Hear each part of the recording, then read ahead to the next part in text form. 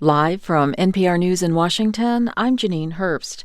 In Israel, for the first time in the country's history, a sitting prime minister is testifying as a defendant in court.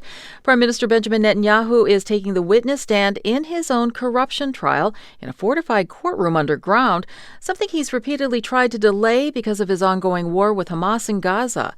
NPR's Daniel Estrin is at the Tel Aviv courthouse. He did try to delay this day in court for several months. He and his lawyers argued because of the wars and the conflicts Israel is facing on multiple fronts, it should be delayed a couple months. In fact, he was unsuccessful. So he'll be testifying 3 days a week, 6 hours a day. It'll last for many weeks. And he will be battling. He will be using this trial as part of this public battle to shape his image as a warrior for Israel in the middle of a war, surviving as Israel's longest-serving prime minister in history. NPR's Daniel Estrin reporting. The American journalist Austin Tice has been missing in Syria for more than 12 years, but his family and the Biden administration say they think he's still alive. Now that the country is in new hands following the ouster of the Assad regime, there is renewed hope. NPR's Jacqueline Diaz has more. Austin Tice was last seen in Syria in August 2012. The veteran Marine Corps officer turned freelance journalist was in the country covering the Syrian civil war when he was detained while reporting in a suburb of Damascus and never seen again.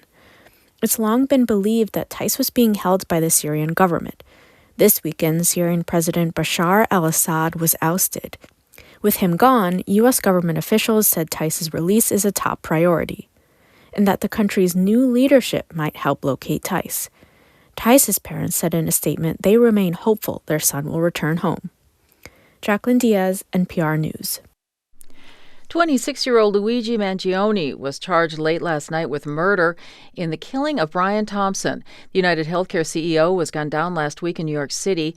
NPR's Brian Mann has more. NYPD Chief of Detectives Joseph Kenney says the big break in this case came when investigators found a surveillance camera that caught a photo of the alleged gunman's face. We took that photograph and we asked for the public's help in identifying this subject, and the public responded. Luigi Mangione was arrested in a McDonald's restaurant in central Pennsylvania after people reported him to police.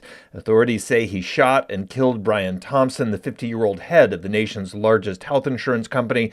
According to Kenney, Mangione was allegedly carrying a handwritten document that may explain his motives. It does seem that he has some ill will toward corporate America. When arrested, Mangione was allegedly carrying a gun, a silencer, and other evidence police say linked him to Thompson's shooting. Brian Mann, NPR News, New York.